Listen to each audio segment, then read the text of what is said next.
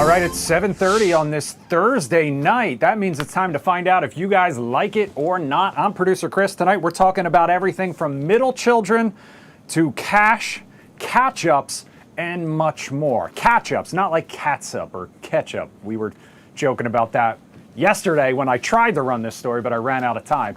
However, we need to know what you think about it, and so we need to show you how to join the conversation. You see it right there. We're streaming, so there are a lot of different ways to weigh in. If you're watching on YouTube, leave some comments in the chat. Yesterday, you guys saved our lives because you let us know you couldn't hear us. And that's huge. That's why we love that YouTube comment section. So keep it coming. We'll read those, though, coming up just a little later. If you're watching on our website or Fox Local on your phone, if you're watching in any sort of mobile version and you want to join the Zoom room, I posted a link on my Instagram page. It's pinned to the top of my profile. Instagram also where we have our broadcast channel. That's where we post stories a little early to get the conversation rolling. Then we read those comments on the air. Tonight, the topic was cash, which we'll get into in just a little bit. Last but not least, if you're watching on the Fox Local app on your connected TV, you just scan that QR code right there. Either one of them, as a matter of fact. Or you can punch in the code the old-fashioned way, 892-0982-4674. Just get your hot takes ready. Make sure your camera's on. We'll check in with all our virtual co-hosts here in just a second. First, though, we have to say hello to my in-studio one. Please welcome our amusement park and travel buddy, Ryan Lynch, back in studio. Oh, I'm so happy to be here. Ryan, thanks so much for joining us. Thank you so much. Ryan, Thank you. Literally Halloween was less than a week ago. Yes. We're still like 4 weeks away exactly from Thanksgiving, but you already celebrated Christmas. I did. I celebrated Dolly Parton style, actually. Dolly Parton. Smoky Mountain Christmas Absolutely. at Dollywood, as a matter of fact. Yes. We've got some video of it, so Okay. tell us about it, what we're seeing. Okay, this is the entrance to Dollywood. It looks fantastic. That is the Christmas train. Klondike Katie. Amazing. Coal-fired Christmas train. Can you ride it? Oh, absolutely. Oh, that's even better. So, live music all over the park. So, 40th anniversary, obviously, of Dollywood. Here's another shot of some amazing live music. That is an incredible church there. They do services, and they also do the candlelight carolers there. Okay. Look at that ride, dragonfliers. Okay, so one of the most impressive parts about this, The 6 million lights. well, the 6 million lights, Okay. but the fact that you were just there on Monday and Tuesday, and Yeah, you're back here now already. Absolutely. I should have zoomed in while I was there. But why didn't you? It got a little chilly. Got a little chilly. I had some friends who stopped by, actually, my friends Ryan and Bree. They stopped by, and they were wearing short sleeve shirts earlier in the day, and the temperature just changes so quickly. So they actually grabbed their throw blankets. Okay. So they were in the park with their throw blankets. But we were prepared. Stephanie and I were the second night, so we stayed. Park open, we rope dropped, and we stayed till it closed. That's what I love to hear. So it was incredible. So what I learned tonight, in addition to the 6 million lights, is that Dolly takes a page from her fellow diva, Mariah Carey, and for her, Christmas starts immediately on November 1st. Immediately. So they shut down the park on Halloween. They did last year, and they do a big turnover. And they fully decorate it. There's Christmas trees everywhere, live music. They do shows. They've got a couple of really Broadway-esque quality shows with Smoky Mountain Christmas. The name. It's And incredible. This runs all the way through Christmas? Yeah, it actually runs past Christmas. Okay. January 4th. January okay? 4th. So All you've right. got time. You've got if you're time. a little, look at the lights. For it's all just the Dolly gorgeous. fans out there. Yes, absolutely. The Christmas lights make me happy. So Yeah, and the train. Look at the train. I'm here They do for the it. whole jingle bells with the whistle on the train. Gotta love that. Also, I just want to mention, Dollywood made the Forbes top 50 for best customer service. Okay, well. You don't usually hear that with theme parks. No, not at all, especially with all the theme parks like Six Flags around here that are closing. Oh, I know yeah. it's a big Just thing, happened. big thing for people. Just yeah, This happened. was the last weekend. Very sad. All right, you ready to dive into tonight's I'm topics? so ready. All right, Ryan, I asked you before we came on Yes. air if you have any siblings, and you do not. Only child. Me. Okay, only child. Any Only child. middle children out there in the Lion Zoom room? I'm going to be calling on you, so I'm going to need some hands raised when we get there. But if you are a middle child, you likely know the middle child often feels forgotten. But if the current trends continue, experts say middle children could no longer even exist. They're going extinct. Whoa. Data shows Americans just aren't having as many kids anymore, meaning fewer middle siblings to forget in the first place. Back in the 1970s, big families more common. Today, most parents stop at 2. Experts say it's partly the high cost of raising kids, changing attitudes about family life, people starting a little later in life. So, Ryan, no more middle kids. Do we like this or not? You know, I don't know. I feel like there's a lot of people on the planet Earth already. You know, does that mean you're still having 2 kids, right? Because there's no middle kid. I'm fine with it.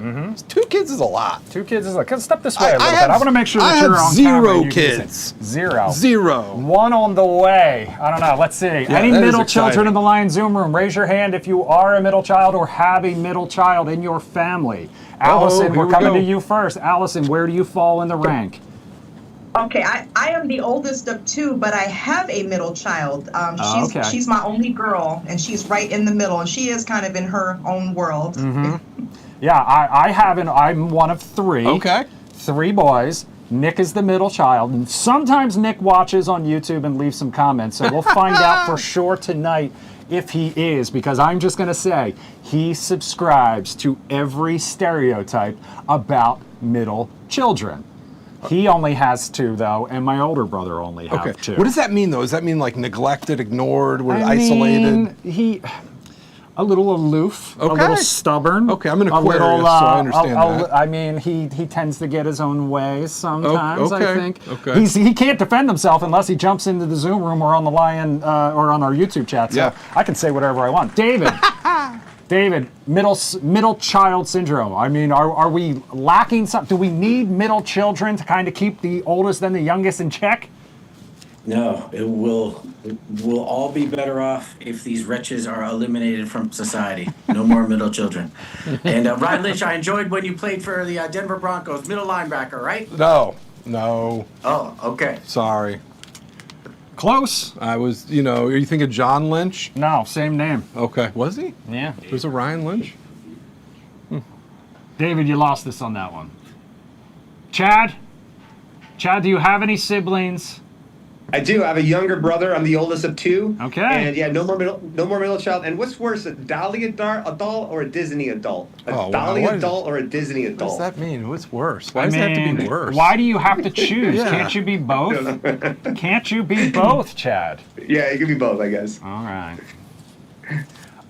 Listen. I always imagined I would have 3 kids. Okay. But again, I did start a little later in life. I'd have to really get sped up a little bit. Irish here. twins. Yeah, that's always possible. Right. Although my wife and I did joke it would be perfect if we just had 2 at once and just got it over with at once. Sorry to give all of our business out there. But, I did like having a middle sibling brother because, he and I could bond and my older brother and him could bond because we were all 2 years apart. So, it's kind of like having a built-in friend. And, it's also that buffer between the oldest sibling because there are such levels and dynamics, the older brother being like the loyal, the responsible one, the younger child more being disciplined.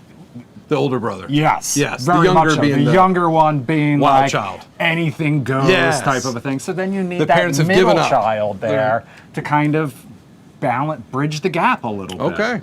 I have that no was brothers, my sisters. experience. You can let us know, like I said, in the YouTube chat. In the meantime, do you have a favorite spot in your house? Favorite spot besides the bed?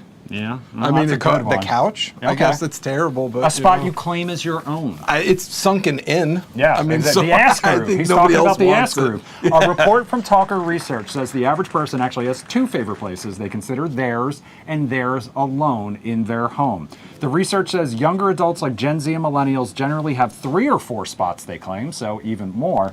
More than half of those surveyed take offense when someone else is in their spot. Nearly 80% say everyone in the house knows not to sit there, and more than half call their spots sacred. So Ryan, claiming a spot, like you said, you have. It's by de facto, yeah. So I mean, I would rather sit other places now because I have kind of broken it in too much. Same with my side of the bed. Yeah, my girlfriend's is flat and nice. Mine's like caved in, like concave. It's terrible. We generally see Chad and Laura sitting in, kind of the same spots every time we check in with them. So are these your the designated spots in the household? This is my spot, and Chad has a perch over on the bed. Yeah, a perch. But even when she's gone, I don't sit there. Oh, really? I mean, I get it. Do you have a spot? No, not really. Okay. I mean, I don't sit down for long periods of time type of a thing. So, I mean, obviously we have our sides of the bed. We're not pure chaos where anybody just goes anywhere. That's kind of fun, though. What if you did switch sides on the bed? It would be deeply uncomfortable. Why? I can't explain why. My girlfriend always has to have like the right or the left side of me. I forget. But even if the bed's on the opposite wall? Even if we take photos. Anything. Interesting. Yeah. Interesting. David, how about you? Do you have a spot? Do you have I always think back to my grandmother had her chair. It was a recliner. She would be in that chair no matter what, and no one sat in that chair. Yeah. Of course I have my spot. Right here, middle of the couch, lined up with the TV. Perfect viewing position. All and, right. I got the son sits on my right, the wife on the left, and the cat on my lap. Works well. Yeah, okay. that is a solid setup, my friend. Yeah. I am jealous, to be honest with you. All right.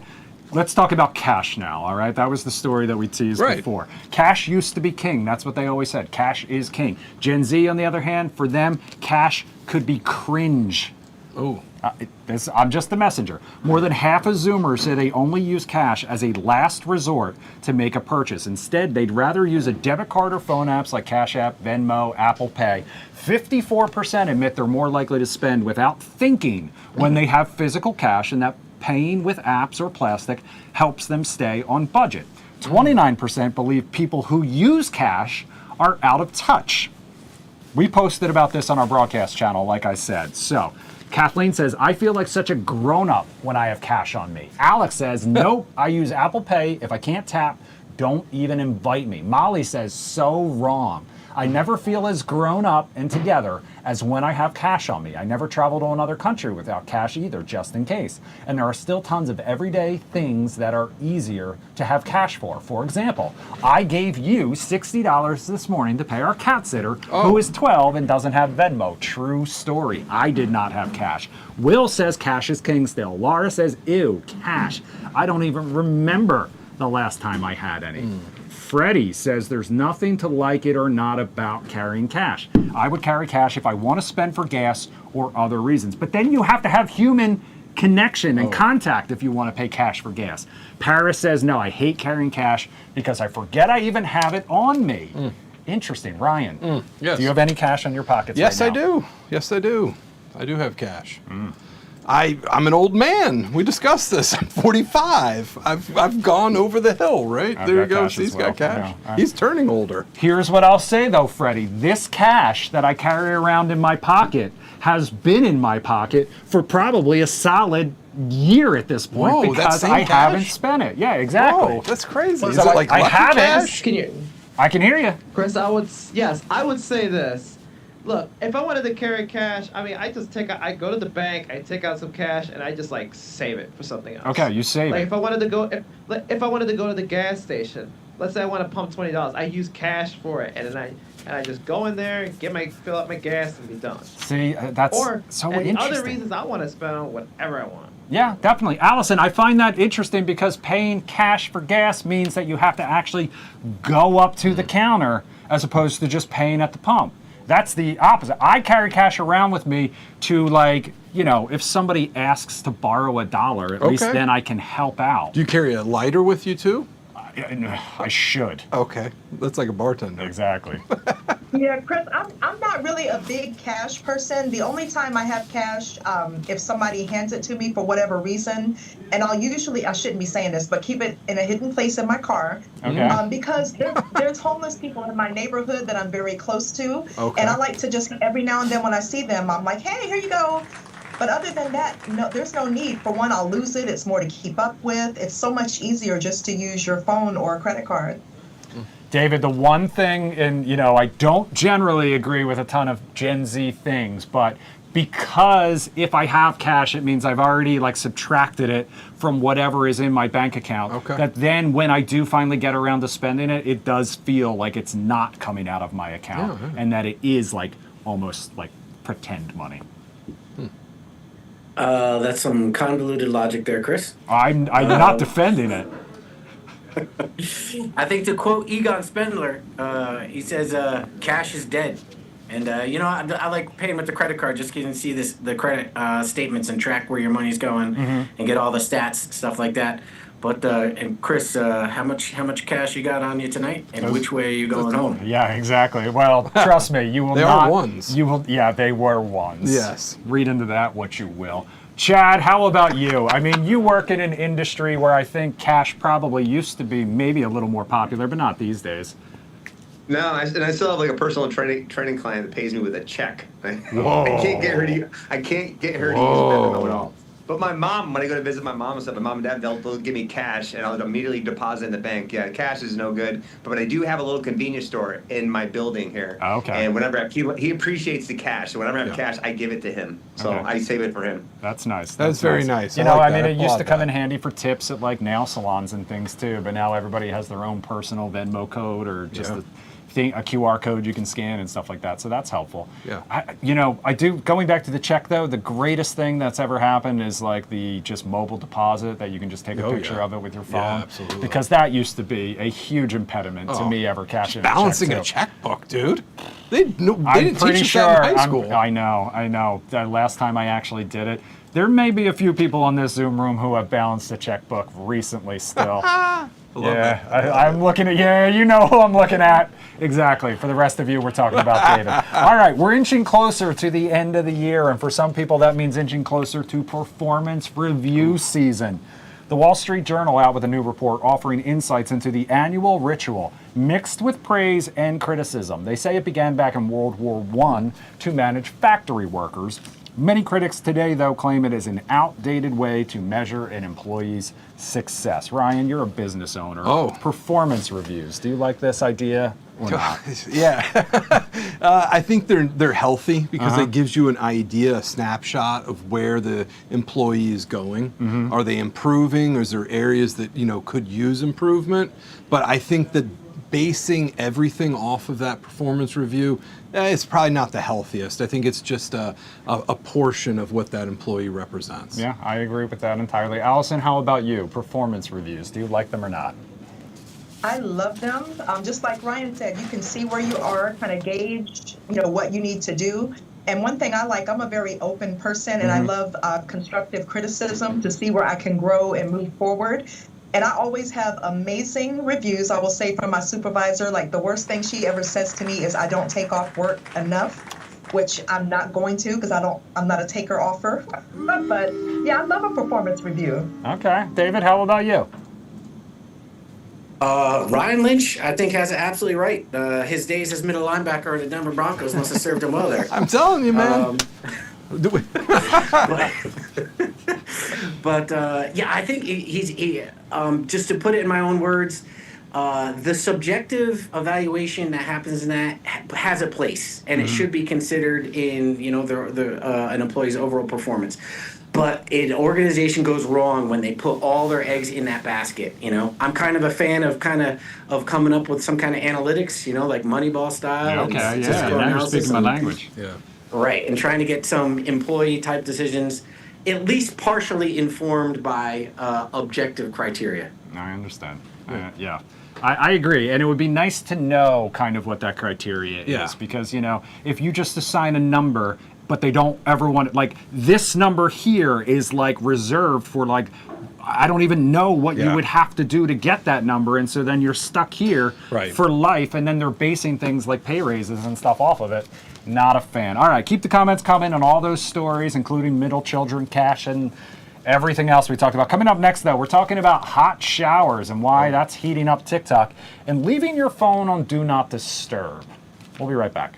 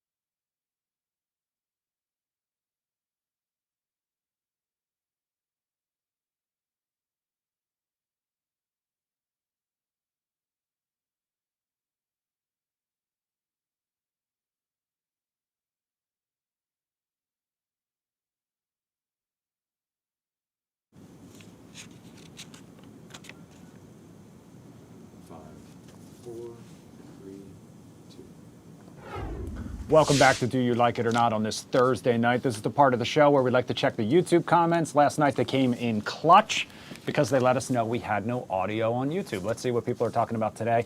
Good Music says, hi Sandra here. Sorry, couldn't join live. That's okay. I appreciate you still weighing in on the comments. My room and the living room, 2 favorite spots. I have my recliner in front of the TV and my spot at the dinner table. That's West Virginia Ben. Yeah, I guess I do have like assigned seating at the dinner table where we generally sit. That's a good one. Laura says, why use cash? It's awful and feels weird, and how do you keep track of your spending? My dad used to keep a little notebook, and he would write down as much money as he took out, and every single time he would take money out of that stack. However, Good Music, Sandra says, I like cash because some places use just cash. Card, it's okay. LMC McGee, or L McGee, that makes more sense. I was always told to have cash on me for emergencies. Yeah, Channel 5 has been repaying itself on Tubi for a couple of days. Replaying, I assume. Not sure what that's all about. Interesting. I'll look into that. All right, let's see. West Virginia Ben, I don't carry cash. I usually pay with my watch, or I use my Apple Pay when ordering anything. Fancy. That's fascinating. Using your watch. Fancy. Also, even the vending machines at work let you pay with a card, phone, watch, etc. Yeah, ours here do too, which is dangerous. If it made me use cash, I'd spend way less money on energy drinks. But the fact that I can just tap my phone keeps me caffeinated. Thank God. Thank God for that. All right, you ready to dive back in? I'm totally ready. All right, we get to know each other pretty well here on this show, and tonight we're talking about our showering habits, all right? Or lack thereof, I don't know. I'm not here to judge. But things are getting heated on TikTok, apparently, and it's all because of the debate over hot showers. Social media swears women tend to prefer much hotter showers, while men prefer the water a little more lukewarm. That realization kind of led to some pretty hilarious videos online. One man sharing a clip of him pretending to splash boiling water on his face to train for a hot shower alongside his wife. One woman admitting that her husband often asks her if she's training for life in hell. So, why do women prefer hot showers? You can blame it on biology. Again, I'm not a scientist, but this is according to them. Women tend to have a higher percentage of body fat than men, and their bodies tend to run cooler. And if you've ever worked in an office, you know that is definitely true. But Ryan, the hot shower. Okay. Do you like them or do you not? And is there a threshold? I like it a lot. You like it a lot? I like it a lot. I like it a lot. Too much. Too much. I got a problem. Okay, so he likes it. You like it scalding. Is the body red I when you get out? I want to be a lobster. You want to know. I want to know. Okay. I'm there. The mirror steamed up. Yeah. So my girlfriend Stephanie, she definitely does not like a shower as hot as me. Oh, interesting. So yeah, I like to be steamed out. I like to be pruned up. Okay, interesting. Allison, do you subscribe to these stereotypes? Do you like a scalding hot shower? Scalding hot. When I come out of there, I want my skin to look like my hair, just red. Like, I love it. Oh my God, Laura back there hiding behind Chad. Does this ring true for you as well? So I thought I liked hot showers, and then I met Chad. And he basically showers in like boiling water. Yeah. Lord. What about you? No. No? No. What do you like? take a cold shower like the Navy? Sometimes. Okay. There are times where I will do a cold shower on purpose, and I find it a little, 100%. Okay. But that was more when I would take one at like 3 a.m. before I came into work type of a thing. Well, that's depending on the time of the year. Yeah. Also, admittedly, lower the body temperature a little bit. I do run hot. Yeah, I do too. For sure. David, what about you? I've been, before you guys started talking, I was going to say, I'm like the biggest hot steam shower guy ever, but I'm not boiling like Chad or, like looking to make my skin red like Allison. But I'm well known in my family, and people have known me for a long time, that I take long showers. I like it. I kind of consider it like a sauna, Yeah. And people have thrown shade at me for that, but I take great pleasure in my long, warm showers. All right. Yeah. Let's see, this is why I love this show. I get to learn all about people's hygiene habits, their showering habits. It's just between us. There's no one else watching, right? Theoretically. I know that there are. We're all used to our phones making all sorts of sounds when we get a call, text, email, social media notification. Ding. That's no surprise. You guys hear mine going off nonstop throughout the show. I know it, but I don't turn it off so that people can tell me when our volume isn't working. Right. It's handy. While some are addicted to the ping, though, a number of Gen Zers and some millennials are now leaving their phones on Do Not Disturb all day. There are TikTok videos tagged DND and DND 24/7 that show teens and 20-somethings sharing how peaceful and productive they've felt since changing their notification settings, basically rendering their phones useless for the entire day. The way Gen Z sees it, it's their phone, their time, and their prerogative if they need a break. So Ryan, Yeah. leaving your phone on Do Not Disturb, do you like this or not? It's a popular move of my father. He likes to do that. He likes to sometimes use his phone like a pay phone. Okay. And I think sometimes, Gen Z's kind of go in that direction, though, because they like the physical medium. They're coming in, they buy the cassettes, they buy the CDs. I ask them, do you have a CD player? No. Yeah. But so I think it rings true that they would turn their phones off and treat it like a pager. Yeah. It It does. And we've done the stories about how people are using cell phones and smartphones like landlines Yeah. now, where they'll leave it plugged in the kitchen and it can't leave that Yeah. one area of the house. This is especially true for like families with young kids and kids aren't ready for cell phones yet. It's funny that you brought up your dad. I don't know if mine's watching, but he still has a flip phone. Oh, and nice. It's not on. Okay, yeah, If he right. needs You to don't want- use it, he needs to turn it on Yes. first. So you can't Yeah. call Why would him it be it. on, Chris? Exactly. Chad or Laura, either of you, is your phone on Do Not Disturb at any point? We're literally. We're just arguing. I said my phone is always on Do Not Disturb because I teach fitness, except for you can set your phone. She and my mom are the only two that can buzz through. Yeah, but that buzzes. My phone makes zero noise anytime, anywhere for anybody. Interesting. Not even for me. Whoa.